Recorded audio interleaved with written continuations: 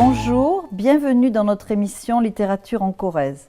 Aujourd'hui, nous avons le plaisir de recevoir Momo Géraud pour son dernier album paru aux éditions Utopiques.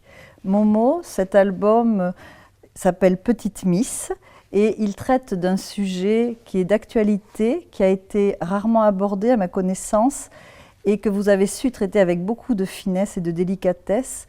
Donc, pourriez-vous nous parler de cette petite Lola qui souhaite participer à un concours pour faire un casting? D'où vous est venue l'idée de traiter ce sujet de l'hypersexualisation chez les petites filles, Momo Géraud? Bonjour Pascal, tout d'abord merci de me recevoir sur ce plateau pour parler de l'album Petite Miss. Si vous me le permettez, je dirais plutôt que l'album parle de l'hyperféminisation des petites filles, parce que je pense que la petite fille dont je parle dans ce livre, qui ressemble à beaucoup de petites filles d'aujourd'hui, se déguise. Elle essaie de ressembler au modèle qu'elle voit partout dans la publicité, dans les médias, mais elle n'a pas conscience d'avoir une attitude sexuée. C'est plus tard, quand elle sera adolescente. À ce moment-là, on pourra parler d'une dimension sexuée. Pour le moment, elle, ce qu'elle veut, c'est ressembler à des grandes et elle veut être aimée, tout simplement. Mais le problème, c'est que pour cela, elle va adopter des modèles qui sont des modèles très stéréotypés au niveau sexuel, qui vont l'emprisonner dans des schémas de comportement qu'elle ne va absolument pas comprendre ni dominer. Tout à fait. Et elle se regarde surtout, son premier miroir, je dirais, c'est le regard de son père, puisqu'ils ont un jeu, une devinette. Papa, dis-moi qui est la plus belle. Évidemment, ça fait penser un peu à la reine dans Blanche-Neige. Miroir, mon beau miroir, dis-moi que je suis la plus belle. Et la petite fille, qui est en pleine période phase oedipienne, bien sûr, cherche à séduire son père inconsciemment. Donc, comment avez-vous pu, donc, avec autant de talent, nous donner cette façon qu'elle a d'être en plein paradoxe finalement? Elle est dans l'innocence, mais elle est un peu dans un certain danger de séduction aussi. Oui, alors vous avez raison de souligner la référence au conte et bien sûr la référence à cette période un peu oedipienne des petites filles qui ont un amour inconditionnel pour le père et qui veulent bien sûr être valorisées et aimées par le père. Cette référence au conte, elle était volontaire parce que je crois que Blanche-Neige, c'est le récit initiatique par excellence, le conte oedipien par excellence, où on a cette espèce de conflit narcissique entre la belle-mère, la marâtre, et Blanche-Neige. Et en même temps, par le biais de cette interrogation qui est connue de tout le monde connaît le conte de Blanche-Neige et beaucoup de petites filles à qui ce livre est destiné le connaissent, à l'âge qu'elles ont quand elles le liront. Je voulais d'entrée inscrire, comme je vous l'ai dit, ce récit dans la grande tradition des récits initiatiques qui aident à grandir, mais je voulais aussi mettre une petite touche de gravité et d'inquiétude, parce que tout le monde sait que la reine, ce qui va lui arriver, c'est difficile. Tout le monde sait que son sort, ça va mal se terminer pour elle dans le conte. Donc je pense que d'entrée, on met une petite touche de gravité, une petite touche d'inquiétude. On sait que ça ne va pas qu'être une histoire de paillettes, cette histoire de petite Miss. Et je pense que ça inscrit l'histoire dans la continuité de ce conte. Et on la voit dans le livre se déguiser, prendre les affaires de sa maman, le rouge à lèvres. D'ailleurs, elle dit, maman a toute une série de rouges à lèvres plus beaux les uns que les autres, les vêtements. Et on la sent vraiment fascinée par la mode, par l'envie de plaire. Et dans ce récit, il y a une personne qui vraiment mesure le danger pour cette petite fille, c'est son grand-père. Son grand-père qui appartient à une génération où il n'y avait pas tout cela. Et on peut dire que finalement, c'est notre société de consommation aussi qui s'est servi des petites filles comme cible.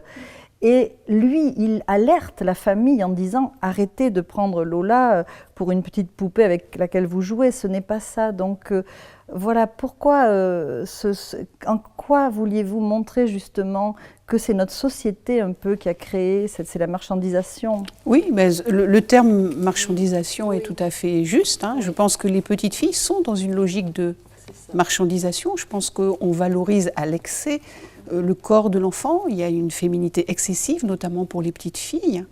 Et je voulais dénoncer, bien sûr, cela. Et je pense que les enfants, non seulement sont victimes de la société de consommation dans laquelle nous vivons, mais ils sont instrumentalisés par les adultes qui sont eux-mêmes victimes de cette même société. Et je crois qu'aucun de ces adultes ne veut faire du tort à cette petite fille, mais eux-mêmes veulent la valoriser et sont le produit de ces sollicitations extrêmes qui survalorisent l'apparence, en fait. Sûr, oui. Et on va la voir donc aller jusqu'au bout de son rêve, elle va participer donc à ce casting, et l'événement qui va déclencher la prise de conscience chez Lola, c'est qu'elle va sortir dans la rue habillée donc en petite starlette, en Lolita, et là il va y avoir un scooter de jeunes gens, elle va être sifflée, et là elle va sentir justement ce regard qu'elle déclenche innocemment.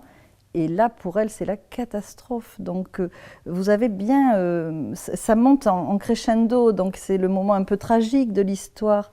Donc, que vouliez-vous, là, vraiment donner comme, je dirais, un petit rail de sécurité pour les enfants qui vont lire? Alors, je crois que, avant d'écrire ce texte, j'ai bien sûr beaucoup interrogé des parents, je me suis beaucoup documentée. Et ce qui inquiète, d'abord, les mères et les pères, quand leurs petites filles comme ça se féminisent un petit peu à l'excès, c'est bien sûr les troubles de la personnalité que ça engendre, parce que quelquefois elles se focalisent beaucoup sur leur apparence physique, au détriment d'autres centres d'intérêt. Tous les parents le savent, tous les éducateurs qui les accompagnent, les enseignants le disent aussi, il n'y a que ça qui les intéresse, c'est une phrase qu'on a entendue souvent. Donc ça entraîne des troubles du développement, des troubles de la personnalité, ça les détourne des apprentissages, mais surtout ce qui finit toujours par venir quand vous discutez avec les mères, de quoi ont-elles peur? Elles ont peur de l'agression, parce qu'elles savent que la petite fille qui va être ainsi déguisée d'une manière sexuée qu'elle ne comprend pas, dont elle n'a absolument pas conscience, si elle sort dans la rue, elle va devenir un objet de convoitise sexuelle pour des mauvais garçons. Et le monde dans lequel on vit, ça n'est pas un monde parfait, les enfants ne sont pas protégés, on vit dans un monde avec des stéréotypes sexistes qui font qu'une petite fille aujourd'hui qui sort habillée comme une femme, elle peut être agressée. Il y a une chorégraphe que j'aime beaucoup, qui a beaucoup traité dans ses chorégraphies de ces problèmes de stéréotypes sexués, qui dit « on est toujours autant des chasseurs et des cueilleuses ». Et c'est un peu vrai, on a toujours les méchants chasseurs et des cueilleuses vulnérables. Et la petite fille, elle ne sait pas qu'elle est vulnérable. Et donc je voulais alerter les parents là-dessus et écrire un texte. Bien sûr, je me suis posé la question de cet épisode qui est un peu brutal, mais le nœud et l'important de cette question, c'est bien ça, c'est bien les désirs sexuels qu'elles vont susciter qui les mettent en danger. Et donc je voulais que ce livre permette de réfléchir à ça et d'ouvrir le dialogue avec les enfants aussi là-dessus. Et Lola va donc être vraiment très malheureuse, on la voit s'isoler et elle n'ose pas dire à ses parents parce qu'elle ne veut pas les décevoir et puis elle est choquée. Et après, en fait, on va comprendre que le grand-père qui avait mis en garde va avoir tout ce rôle protecteur, de confident. Elle va se tourner vers lui. La Maison Utopique a très bien fait les choses parce que sur le site, en lien avec votre livre, il y a le coin des grands. Et là, vous avez pris la peine de donner des pistes de réflexion pour les adultes. Et vous parlez d'une psychologue, donc Copper-Royer. Oui, et vous Béatrice pouvez nous dire un petit peu plus quels sont les deux grands axes qui, pour elle, les mises en garde qu'elle peut faire pour les parents, pour les aider. Je crois que la principale chose sur laquelle elle alerte les parents, c'est le fait que, ce que je vous disais tout à l'heure, puisque je me suis bien sûr inspirée des lectures que j'ai faites de psychologues, de sociologues, j'ai même rencontré une pédopsychiatre à ce sujet qui m'a bien renseignée d'ailleurs sur les problématiques de ces petites Lolitas. Elle dit, ça trouble les apprentissages, la petite fille elle est concentrée sur son apparence physique, elle est dans une survalorisation de son être physique au détriment de choses plus importantes, y compris de son monde intérieur à elle. Et puis surtout, elle ne se concentre pas sur les apprentissages qui sont nécessaires à l'âge qu'elle a, à son développement intellectuel, à son développement social. Donc ça parasite complètement le développement de l'enfant et ça peut entraîner, et ça... Je ne voudrais pas faire un catalogue de citations, mais il y a un grand spécialiste de l'adolescence, Xavier Pomereau, qui dit que ça peut entraîner des troubles graves à l'adolescence parce qu'à un moment donné, le jeune en construction va se trouver confronté entre ce qu'est sa personnalité réelle, son apparence réelle, et ce rêve impossible à atteindre de l'image virtuelle parfaite qu'on nous offre en modèle. Et ça peut vraiment entraîner des conflits qui vont empêcher un développement normal de l'enfant et de l'adolescent. Et peut-être créer des troubles d'anorexie ou bien autre, sûr, qui souvent se manifestent à l'adolescence. Alors bien sûr, il faudrait aussi que nous ayons un regard sur les très belles illustrations donc, de Petite Miss qui ont été faites par Juliette Laude. Et la couverture est magnifique et puis elle donne le ton parce qu'effectivement, ces chaussures trop grandes, c'est le vêtement, l'enveloppe de femme bien trop large pour la petite fille qu'elle est. Pourriez-vous nous dire quelle est la valeur ajoutée des illustrations pour vous dans ce très joli album? Alors, je dirais, dans l'album en général, il y a toujours une double narration. Il y a le texte qui raconte une histoire, mais il y a aussi les images qui racontent une histoire à elle seule. Alors l'image, elle est là bien sûr pour illustrer, mais elle est là pour compléter l'album, pour l'enrichir. Et je crois que le travail qu'a fait Juliette Laude dans cet album, au-delà de son talent de graphiste, de coloriste, puisque le trait est très joli, les couleurs sont très bien choisies, les cadrages sont très bien faits, elle a su, avec beaucoup d'efficacité et je dirais d'intelligence psychologique, elle a su traduire la psychologie des personnages, elle a su traduire l'essentiel.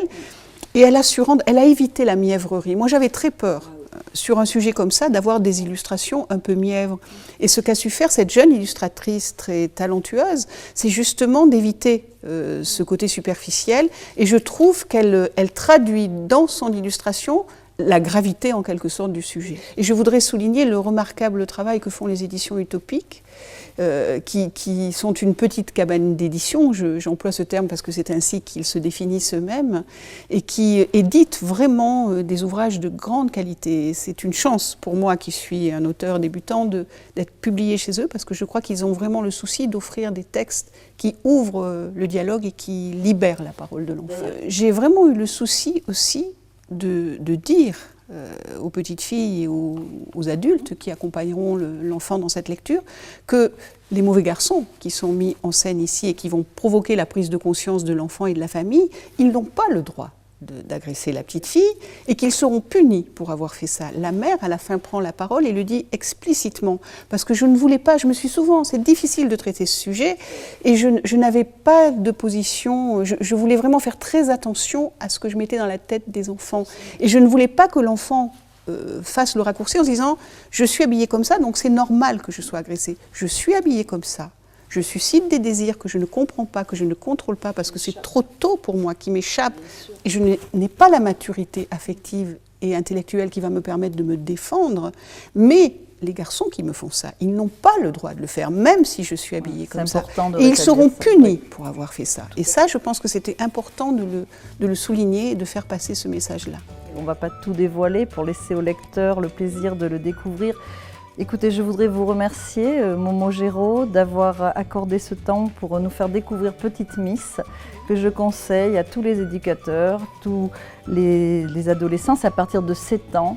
Et c'est vraiment un superbe outil pédagogique pour aborder ce sujet et qui aidera, je crois, beaucoup les parents également. Merci Momo Géraud. C'est moi qui vous remercie.